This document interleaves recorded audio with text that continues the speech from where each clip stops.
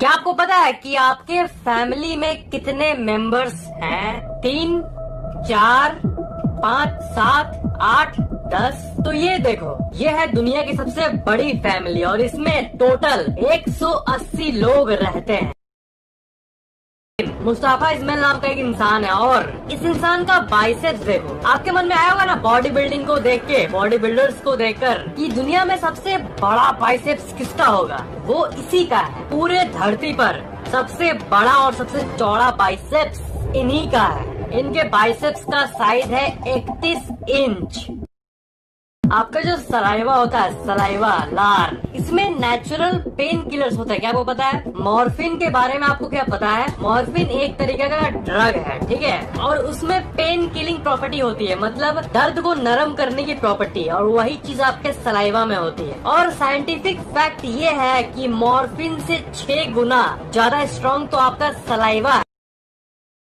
आपके मन में कभी ये सवाल आया होगा ना कि जितनी पढ़ाई है, मैथ्स, साइंस, केमिस्ट्री, जितनी चीजें हैं, जितने सब्जेक्ट्स हैं, जितने टॉपिक हैं, सबसे हार्ड कौन सा है? अकॉर्डिंग टू वेरियस सर्वेज सबसे हार्डेस्ट टॉप पर किसको रखा गया है हार्ड के मामले में, कॉम्प्लेक्स के मामले में? तो वो है क्वांटम मैकेनिक्स। क्वांटम मैकेनिक्स के बारे में आपने कभी न कभी सुना होगा। वो इस दुनिया की सबसे डिफिकल्ट सब्जेक्ट है पूरे विश्व में। गेम के बारे में आपको पता ही होगा, ठीक है? चेस। चेस जो है CHESS, शतरंज, चेस। तो चेस का फुल फॉर्म क्या होता है? इसका फुल फॉर्म क्या होता है? CHESS। इसका कोई ऑफिशियल फुल फॉर्म तो नहीं है, पर अकॉर्डिंग टू अ थ्योरी इसका फुल फॉर्म है चैरियट, हॉर्स, एलिफेंट, सोल्जर्स, जो कि चेस के गेम में होते हैं। ये सब एलिफेंट, सोल्जर्स, तो एलिजिडली ये है इसका full form according to many people. Dendrocytes मोरिट्स नाम का एक पेड़ है और ये पेड़ बहुत खतरनाक पेड़ है। एक मधुमक्खी अगर आपको काटेगी, स्टिंग जो होता है वो जितना दर्द देता है ना, उससे लाख गुना ज्यादा दर्द इस पेड़ के स्टिंग से आपको होता है। क्या आपको पता है कि एक बार एक इंसान इस पेड़ के कब्जे में आ गया था और उसे इतना दर्द हुआ था इस पेड़ के प्रभाव से कि वो आत्महत्या कर लिया। मतलब इसका जो दर्द होता है उसे एक भी मिनट सहने के बदले लोग सोचते हैं कि मैं कूद के मर जाऊं इससे अच्छा। बाप रे, ऐसा पेड़ है ये, और इस पेड़ के चलते बहुत सारे जानवर भी मरे।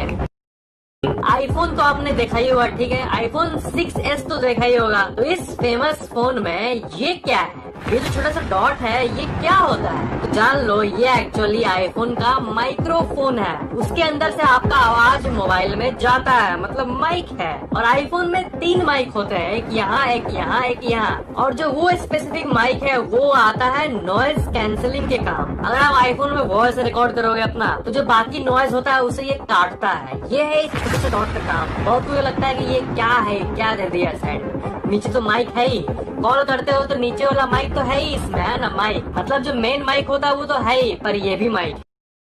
सोना चैन इस इंसान का इस दुनिया में सबसे बड़ा फैमिली है। इसके 39 पत्नियां हैं, 94 बच्चे हैं, 14 डॉटर इन लॉ है, 35 ग्रैंड चिल्ड्रन है, और ये सारे एक साथ मिलकर रहते हैं और टोटल 180 लोग इस फैमिली में रहते हैं। ये फैमिली अभी करंटली मिजोरम इंडिया में है, मतलब वहीं पर अभी ये फैमिली रहती है, मिजोरम।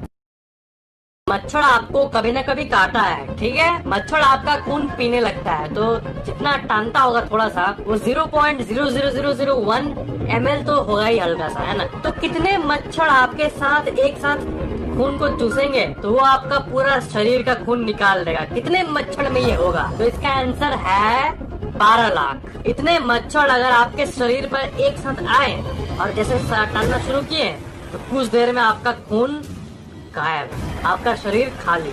मतलब 12 लाख मच्छर लगेंगे एक इंसान के पूरे ब्लड को खत्म करने के लिए, थ्योरेटिकली। आपके मोबाइल में जो कीबोर्ड है वो QWERTY क्यों होता है? ABCD ऐसा क्यों नहीं होता है? आपको ये जान के हैरानी होगी कि सबसे पहला कीबोर्ड और जो पुराने जमाने में कीबोर्ड थे शुरू के कुछ, वो ABCD ही थे। पर उसमें क्या होता था कि ABCD सबको याद है और जल्दी लोग लर्न कर लेते थे। ABCD ये कहाँ है, और 10 दिन के अंदर ही वो पूरे फुल स्पीड में टाइप करने लगते थे। और पहले का कीबोर्ड जो होता था ऐसा होता था, और उस पर जल्दी टाइप करने से वो जैम हो जाता था, उसके कीज टूट जाते थे, और इसी के चलते उसे रैंडमली अरेंज कर दिया गया। कि लोग स्लो टाइप करें। पर अभी भी मेरे ख्याल से जिसको याद होता है वो तो टाइप कर ही लेता है। पर तब भी जो आपको बचपन से पढ़ाया गया ABCD उसे अगर रखते कीबोर्ड में तो आप और ज्यादा फास्ट टाइप कर पाते, क्योंकि आपको उसका ऑर्डर जो है वो पहले ही माइंड में सेट है। और जो अभी है QWERTY, उसे लर्न करने में टाइम लगेगा क्योंकि वो रैंडम है, और जो अपने बचपन में याद किया ऑर्डर वाइज उसे वो मैच नहीं खाता। तो यही रीजन है कि QWERTY करते करते QWERTY का ही ट्रेंड चलने लगा। आपको सबसे इंटरेस्टिंग फैक्ट कौन सा लगा नीचे कमेंट जरूर करना, और वीडियो को सबके साथ शेयर करना ताकि सब लोग नॉलेज पाकर चौंक पाए।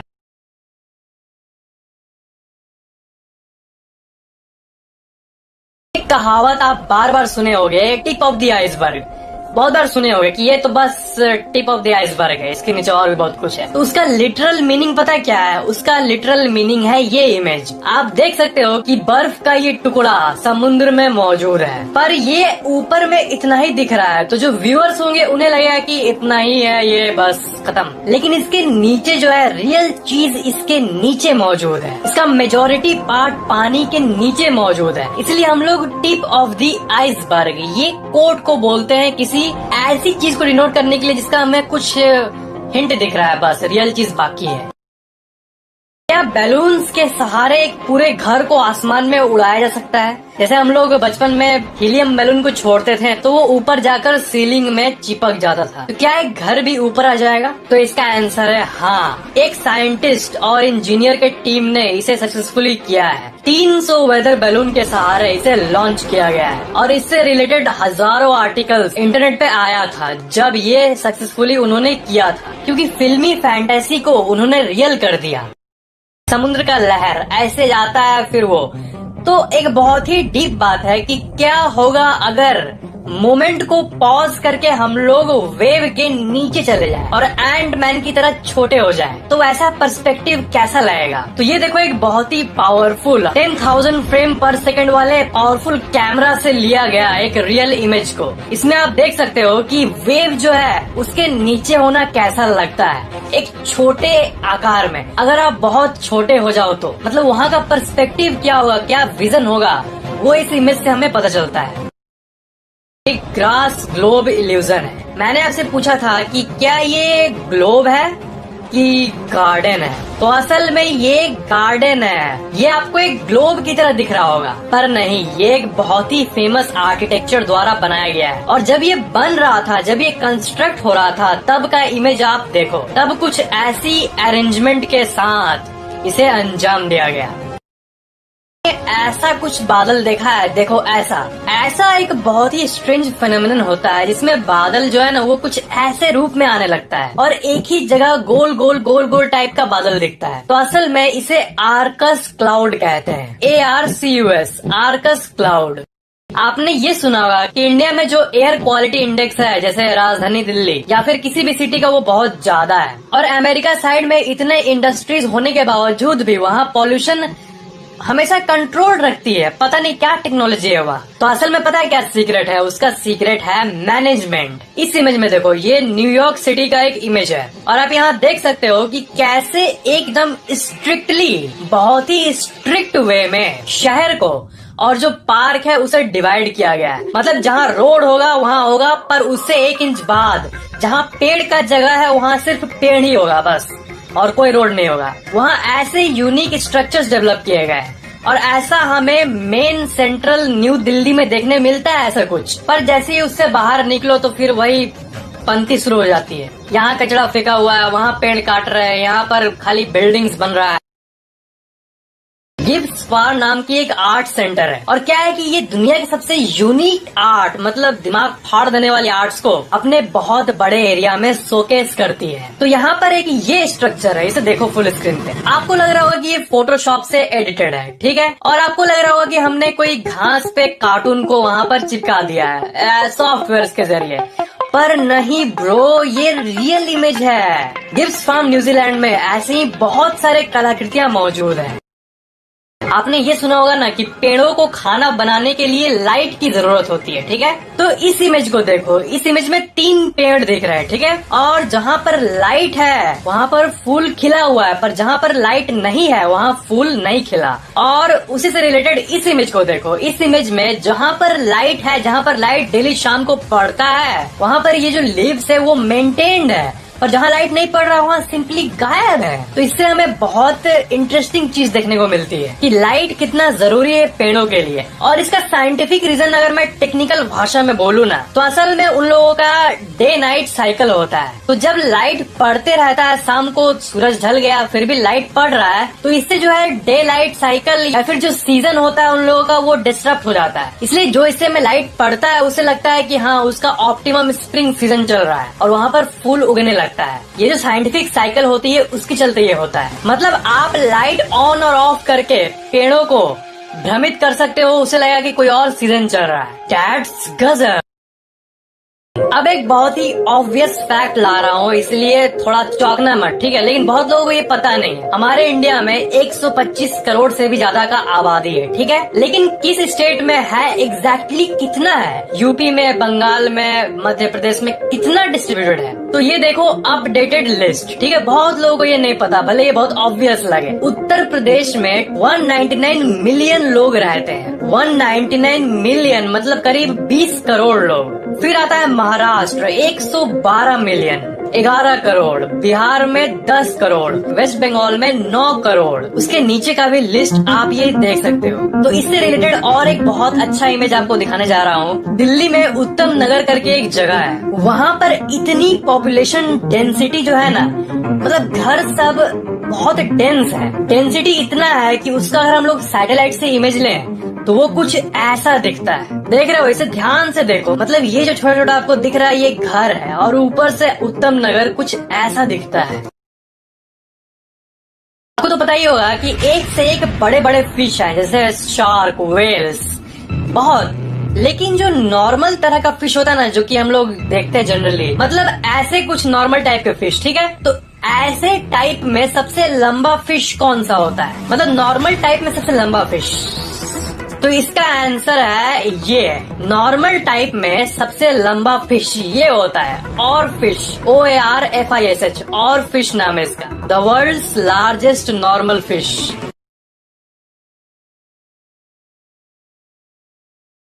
जो आप सुनने वाले हो ये भी आपका दिमाग ब्लास्ट कर देगा। इस इमेज को देखो, ये इमेज लग रहा है ना कि कोई मूवी का सीन है या फिर कोई गेम का सीन है जहाँ पर सब मास्क लगाए हुए हैं, पर ये एक रियल घटना है। क्या है कि जापान में एक मियाकेजिमा नाम का एक जगह है, और वहाँ पर हमेशा वोल्केनो ये सब फटते रहता है, जिसके चलते वहाँ पर हवा जो है ना वो बहुत जहरीली हो जाती है। इतनी जहरीली कि हम लोग उसे रॉ फॉर्म में नहीं इनहेल कर सकते। पर वहाँ के लोगों को अपने लैंड से, अपने जमीन से इतना प्यार है कि वो मास्क पहन कर भी वहाँ रहते हैं। और आज भी अगर आप वहाँ पर जाओगे घूमने के लिए तो वहाँ पर आपको मास्क पहनना ही पड़ेगा। लगभग 3000 लोग इस जगह पर रहते हैं और वो 24 घंटे मास्क पहनने के लिए तैयार है, ताकि जस्ट वो आइलैंड पर रह सके, वो जगह जहाँ पर उनके पूर्वज सालों से रहते आ रहे हैं। प्योंगयांग रुयोंगयांग होटल, बहुत अजीब सा नाम है, पर ये जो होटल है इसका व्यू देखो एक बार। और इस होटल के बारे में खास बात यह है ना कि इतनी फिल्मी लुक देने के लिए इसे 1987 में ही तय किया गया था, पर ये बन नहीं पा रहा था क्योंकि ये इम्पॉसिबल सा लग रहा था। पर जैसे जैसे टेक्नोलॉजी एडवांस हुई, आखिर में ये होटल तैयार हो गया और दुनिया के सबसे अमेजिंग दिखने वाले होटल्स में से ये एक है। ऐसा लग रहा है कि कोई रॉकेट खड़ा या फिर कोई स्पेसशिप खड़ा है, इतना बड़ा। ऐसे स्ट्रक्चर्स हमें नॉर्मली नहीं देखने मिलती। या फिर जो मार्वल या फिर ब्लैक पैंथर जैसे मूवी देखे होंगे उनको तो डोपामिन रश मिल गया होगा एकदम। आपको मैंने बादलों के बारे में बताया, फिर आर्कस क्लाउड के बारे में बताया, ये वाला गोल गोल क्यूट क्यूट बादल। पर एक टाइप का एक विलन क्लाउड आता है जिसे कहते हैं स्क्वायर क्लाउड्स। स्क्वायर क्लाउड्स में बादल जो है ना वो कुछ ऐसा दिखता है। और सबसे पहले इसके बारे में रेड वाइजमैन नाम के एक एस्ट्रोनॉट ने ऊपर स्पेसशिप से इसे खींचा था। उनका ऑफिशियल ट्वीट आप यहाँ पर देख सकते हो। और जो यहाँ दिख रहा है ना एक स्क्वायर टाइप का क्लाउड, इसी की बात हो रही है। और रियल में स्क्वायर टाइप का क्लाउड कुछ ऐसा दिखता है, बहुत जगहों पर ये दिखा है।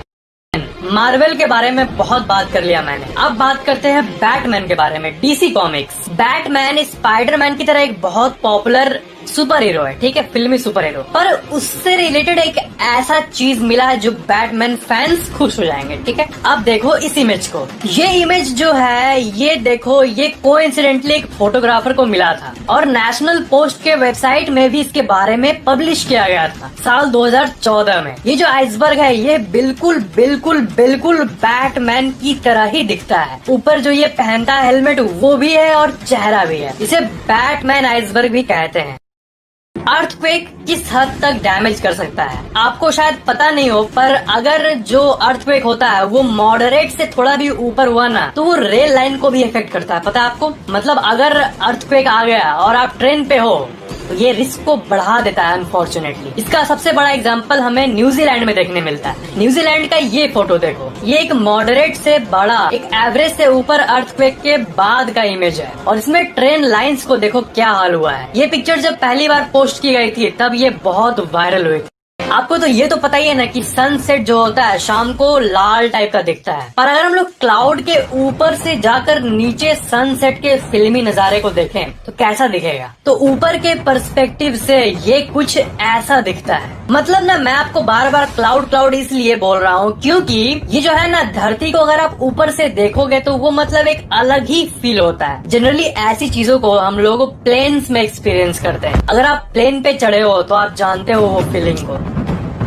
आपको तो पता ही होगा कि रशिया जैसे इलाके में गाड़ी पर बर्फ जमी रहती है बहुत महीनों तक। अजीब अजीब चीजों पर बर्फ जम जाती है और गाड़ियों पर अगर 1-2 दिन तक बर्फ जम जाए ना तब वो कुछ ऐसा दिखने लगता है। ये देखो आप, ये जो जीप है, ये आइस जो है ना ये जीप से फॉर्म हुआ है। जब जीप वहाँ पर बीच में स्टैंड से निकला है, पार्किंग से निकला है, तब ये वही रूप में रह गया है। That's awesome। क्या आपने अवतार या फिर एवातार मूवी देखा है 2009 वाला, सेकंड हाईएस्ट कमाने वाला मूवी एंड गेम के बाद? तो उस मूवी में हमें कुछ ऐसा सीन देखने मिलता है, ठीक है, जहाँ पर एक जंगल होता है, वहाँ पर ऐसे क्रिएचर्स होते हैं जिनसे लाइट निकल रहा होता है। तो वैसा ही रियल का जगह भी धरती पर मौजूद है मेरे भाई, ग्लो वर्म केव, न्यूजीलैंड। ये है ऐसा कुछ वहाँ नजारा आपको देखने मिलेगा। इस गुफा के अंदर आपको ऐसे ही यूनिक क्रिएचर्स देखने को मिलते हैं जो कि ग्लो करते हैं, इसलिए इस केव का नाम है ग्लो वर्म्स केव। आपने क्या ये खाया है? इसको खाए हो? कॉर्न नहीं खाया, पर क्या आपने ग्लास जेम कॉर्न खाया है? इसे बहुत ही यूनिक टाइप से उगाया जाता है और रिजल्ट पता है क्या होता है? Multi coloured corn, gem corn, gems type का। बिल्कुल बहुत कम लोग इस जेम कॉर्न के बारे में जानते हैं, बहुत कम। फैक्ट नंबर 1 के पहले, अगर आपने पहले से इस चैनल को सब्सक्राइब करके बेल आइकन ऑन किया हुआ है तो थैंक यू वेरी मच, पर अगर आपने अभी तक नहीं किया तो सब्सक्राइब जरूर कर लेना और सबसे इम्पोर्टेंट बेल आइकन को भी ऑन कर देना ताकि इस चैनल के नए वीडियोस की नोटिफिकेशन अपलोड होते ही तुरंत आपके मोबाइल में पहुंच जाए। फैक्ट नंबर 1, इस दुनिया का सबसे महंगा होटल कौन सा है? होटल का प्राइसेस कितना होता है? लगभग 3-4 हजार एक दिन का 3 स्टार में, 15,000 एक दिन का 5 स्टार में, 50,000 एक रात का 7 स्टार में। पर दुनिया के सबसे महंगे होटल का कॉस्ट कितना है? तो आज जान लो कि वो है 1,05,00,000 रुपए एक रात का, बस रात भर और कुछ नहीं। इस होटल का नाम है लवर्स डीप लग्जरी सबमरीन। मतलब ये भी स्पेशली कपल्स के लिए ही बनाया गया है और ये सेंट ल्यूसिया नाम के एक जगह पर मौजूद है जो कि कैरेबियन में एक कंट्री है। और अगर आप पूछोगे कि सेंट ल्यूसिया ये मैंने कभी सुना नहीं, तो मैं आपको रेफरेंस के लिए बता दूं कि वर्ल्ड मैप में ना इसका पोजीशन ये है, इस जगह पर सेंट ल्यूसिया मौजूद है। और इसे कोई नॉर्मल होटल मत समझना, असल में ये होटल लैंड पर मौजूद है ही नहीं। ये पानी के अंदर सबमरीन जो होता है ना, लोहा का डब्बा, उसमें मौजूद है ये होटल। और विंडो से आपको कुछ ऐसा व्यू देखने मिलेगा, समुद्र के सारे मछलियाँ, मतलब ऐसा लगेगा कि कोई वीडियो इफेक्ट चल रहा है, वीएफएक्स चल रहा है, पर आप असल में समुद्र के अंदर ही होंगे, पर आप असल में समुद्र के अंदर ही पानी के नीचे होंगे। दैट्स गजब। वीडियो को लाइक जरूर करना और ये वीडियो कैसा लगा नीचे कमेंट जरूर करना और वीडियो को शेयर जरूर करना। क्या आपको पता है कि किसी भी चीज का जो प्राइस होता है वो अक्सर 99, 199, 299 ऐसा ही क्यों होता है? और क्या आप जानते हो कि जो क्लीनिंग प्रोडक्ट्स होते हैं जैसे सैनिटाइजर्स, फिनाइल्स ये सब में अक्सर वो लोग एड में बोलते हैं कि it kills 99.99% of the germs, but वो ऐसा क्यों नहीं बोलते कि ये 100% जर्म्स को मारता है? ऐसा क्यों नहीं? ऐसे amazing non stop random facts की वर्षा होने वाली है ना इस वीडियो में कि आपका रिएक्शन इस इमोजी की तरह होगा।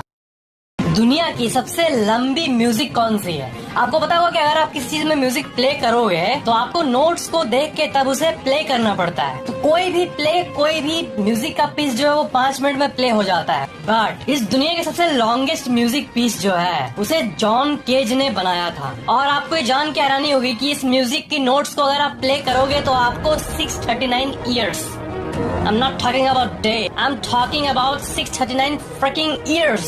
Yes, fake accent. मतलब अगर आप उसे इस साल प्ले करना शुरू करोगे 2020 में तो वो साल 2660 में जाके खत्म होगा। म्यूजिक बजा लिया मैंने, तब तक तो कैसे पॉसिबल है ये सब? पर तब भी ये म्यूजिक पीस रियली में एग्जिस्ट करता है। इस म्यूजिक को फिनिश करने में ऑलमोस्ट 640 इयर्स लगते हैं। That's amazing. इस म्यूजिक का नाम है As Slow As Possible और ये 1987 में निकला था। हर कंट्री में अपना अपना आइलैंड होता है। इंडिया में अंडमान निकोबार है और बहुत सारे हैं, ठीक है। पर ऐसा कौन सा कंट्री है जिसका सबसे ज्यादा आइलैंड मौजूद है, मतलब टुकड़े टुकड़े टुकड़े टुकड़े करके उसका जमीन मौजूद है? तो इसका आंसर है स्वीडन। आपको ये जान के हैरानी होगी कि स्वीडन जो है इसमें 221,800 2,21,800 2,21,800 इतने आइलैंड मौजूद हैं। It is the largest island country in the world. आपको पता है कि दुनिया में जितने भी लैंग्वेजेस हैं उसमें से सबसे ज्यादा बोलने वाला कौन सा लैंग्वेज है? ऐसे कॉमन सेंस से लगेगा कि इंग्लिश ऐसा कुछ होगा, है ना? बट लैंग्वेज का ऑफिशियल लिस्ट देखो, Mandarin Chinese. Of course China का पॉपुलेशन इतना ज्यादा है तो स्टैट्स के मामले में भी वो टॉप में है, ऑब्वियस। तो मैंडरीन चाइनीज जो लैंग्वेज है ये टॉप में है 918 मिलियन स्पीकर्स के साथ। फिर आता है स्पेनिश। ये जब मैं सुना था ना स्पेनिश उतना पॉपुलर लैंग्वेज नहीं है, मतलब इंडिया में कितने लोग स्पेनिश जानते होंगे, पर तब भी वर्ल्ड स्टैट्स के मामले में ये सेकंड नंबर पे आता है। देन आता है इंग्लिश, देन आता है हिंदी, देन आता है बंगाली के बाद आता है पोर्टुगीज, फिर आता है रशियन, जापानीज, वेस्टर्न पंजाबी भी इस लिस्ट में है। मेनू की पता। जीप, ये जो वर्ड है जीप, इससे ये जो व्हीकल है सामने आता है। तो जीप का ये जो आइडिया है ना, जीप का एक्चुअल रिप्रेजेंटेशन जो है ना वो है जीप और जीपी मतलब जीप, और इसका फुल फॉर्म है जनरल पर्पस व्हीकल। जी हाँ, जनरल पर्पस व्हीकल जीप। तो इसे हम लोग जीप का फुल फॉर्म या इसका मीनिंग मान सकते हैं। एलपीआर सीबीएस का ये आर्टिकल देखो, इसमें लिखा हुआ है 80% of the people grab smartphone with in 15 minutes of waking up. मतलब 80% लोग उठे देन 15 मिनट के अंदर ही मोबाइल हाथ में ले लेते हैं। यहाँ तक ब्रश करने के पहले भी मोबाइल उठाना है। ये एक्चुअली में बहुत कोई का हैबिट होता है, इंक्लूडिंग मी, क्योंकि मुझे उठ के कमेंट्स पढ़ना होता है आप लोगों का। So I guess I am doing it right. ये एक बहुत ही मस्त फैक्ट है। एंटोमोफोबिया नामक एक चीज होता है। आपको अगर कॉकरोचेस से डर नहीं लगता तो आपके घर में कोई ना कोई जरूर होगा जो कि कॉकरोच को देख के मतलब पूरा डर जाता है। तो ये एक्चुअली ना एक इवोल्यूशनरी कारण होता है इसके पीछे। आप जानवरों से या फिर इंसेक्ट से दूर रहो, ये आपके सर्वाइवल के लिए अच्छा होता है। इसलिए आपके अंदर के जो जीन्स है उसमें कोडेड है। आप जब भी कोई सांप को देखोगे तो आपको लगता नहीं, बाप रे सांप, एक ऐसा फीलिंग आता है जैसे डर टाइप का आता है। तो ये डर एक्चुअली जरूरी है ताकि उसके साथ आप जाके खेलने नहीं लगो, ना तो कच करके काट दिया फिर हो गया जिंदगी। तो ये एवोल्यूशनरी कारण होता है, इसलिए ये डर होना नेचुरल है। इसी डर को एंटोमोफोबिया कहते हैं। मॉस्किटोज जो होते हैं वो डार्क कलर पे ज्यादा अट्रैक्ट होते हैं, लाइक ब्लैक एंड ब्लू। जो ब्लैक ब्लू कलर है, अगर आप ब्लू या फिर ब्लैक कलर का शर्ट पहने हो तो ज्यादा चांसेस है कि मॉस्किटोज आपको काट ले। That's true. आप कभी भी जब एकदम पूरा ठंडा बर्फ या आइसक्रीम जब मुंह में लेते हो तो अचानक से कैसा लगता है, मतलब दांत सुन पड़ जाता है और दिमाग में एकदम करके लगता है। देखना आप किसी ठंडे चीज को अचानक से मुंह में लेके देखना कैसा लगेगा दिमाग में। तो टेक्निकली इस चीज को ब्रेन फ्रीज कहते हैं। तो इसका टेक्निकल नेम है स्पैनपेलोटीन गैंग्लियोनिर गिर गया। अरे मतलब जो भी है ये रियली में से कहते हैं स्पेनोफिलिटीन गैंग्लियोन्यूरालिया। ये जब खाते हो आप तो ये जो वेन होता है उसे चिल कर देता है, आपके जो थ्रोट के पास वाले वेन्स होते हैं उसे चिल कर देता है। हमिंग बर्ड जो ये बर्ड है इसका जो हार्ट बीट होता है ना वो होता है 1200 बीट्स प्रति मिनट। 1200 बीट्स प्रति मिनट मतलब कितना हो गया? 1200 डिवाइडेड बाय 60 कितना होगा? एक मिनट, मतलब 20 हार्ट बीट प्रति सेकेंड। 20 पर सेकेंड, 20 पर second. What? Oh my gosh, इतना तेज उनका हार्ट बीट होता है। नंबर 1, जो प्राइस होता है चीजों का वो हमेशा 99, 199, 299, 499, 999 ऐसा क्यों होता है? और क्या इससे एक्चुअल में सेल्स बढ़ते हैं? तो इसका आंसर है यस, सेल्स बढ़ते हैं। इसको कहते हैं ऑड प्राइसिंग, ठीक है। और ये जो होता है ये एक साइकोलॉजिकल इफेक्ट करता है, मतलब कॉन्शियसली एंड लॉजिकली हमें ये पता होता है कि हाँ ये 199 है मतलब 200 है, बट हमें ये एक सब कॉन्शियस लेवल पर इफेक्ट करता है, मतलब अनअवेयर लेवल पे ये हमें इफेक्ट करता है। मतलब मान लो एक प्रोडक्ट का प्राइस है 201 रुपए और एक प्रोडक्ट का प्राइस है 199 रुपए, तो आपको लॉजिकली ये पता है कि दोनों में बस 2 रुपए का अंतर है, बट तब भी ये आपको सस्ता लगेगा। मतलब माइंड ऐसे ही काम करता है, एक सब कॉन्शियस लेवल पर आपको ये सस्ता लगता है। और एक प्रोडक्ट का प्राइस अगर 175 है और 199 है ये क्लोज लगेगा, मतलब ये लगेगा हाँ 100 कुछ रुपए का अंतर है, ऐसा फील होगा। बट अगर एक प्रोडक्ट 175 का एक 201 का है तो तब आपको लगेगा कि अरे ये 200 पार है और ये 100 कुछ है। बट वही हम लोग पीछे चले तो 175 199 में लगेगा अरे कुछ रुपए का फर्क है, ले लेते हैं। किसी चीज का प्राइस अगर 49 है तो आपके मन में आएगा अरे ये 40 रुपए का है, बट असल में ये 50 रुपए से 1 ही रुपए कम है, पर आपको लगेगा अरे ये 40 कुछ है 49 का है। मतलब अवेयरनेस के लेवल पे नहीं बट सब कॉन्शियस लेवल पे ये आपको इफेक्ट कर देता है। और जो एडवर्टाइजिंग का बात किया था मैं, क्लीनर ये सब, इसमें जो 99% जर्म्स को मारते हैं ये इसलिए बोलते हैं क्योंकि इसका एक लीगल साइड होता है, मतलब लीगल रीजंस के चलते। मतलब अगर आपका कोई क्लीनिंग कंपनी है क्लीनर से रिलेटेड तो आप ये क्लेम नहीं कर सकते हो कि आप अगर मेरा क्लीनर यूज करोगे तो आपके घर के 100% जर्म्स मिट जाएंगे, क्योंकि ये टेक्निकली और साइंटिफिकली इम्पॉसिबल है। 99.99% से ज्यादा आप नहीं बोल सकते हो, चाहे ये दुनिया इधर से इधर हो जाए, इधर से उधर हो जाए, इधर कैसे होगा। मतलब आपके क्लीनर कंपनी का एडवर्टाइजमेंट ऐसा होना चाहिए कि यहाँ ये मोस्ट जर्म्स को मार देगा बट सबको मार देगा, ऐसा आप क्लेम नहीं कर सकते किसी भी हाल में। तो ये था इसका लीगल कानूनी रीजंस, इसलिए 99.99% जर्म्स को मारता है। ये बात एड्स में ये लोग बोलते हैं। अगर आपको वीडियो पसंद आया तो लाइक जरूर करना, और वीडियो कैसा लगा ये कमेंट जरूर करना और शेयर जरूर कर देना। और अगर आप पहली बार चैनल को देख रहे हो तो सब्सक्राइब करके बेल आइकन भी ऑन जरूर कर देना ताकि मेरे आने वाले अमेजिंग वीडियोस आपको तुरंत मिल जाए। Thank you so much for watching this video.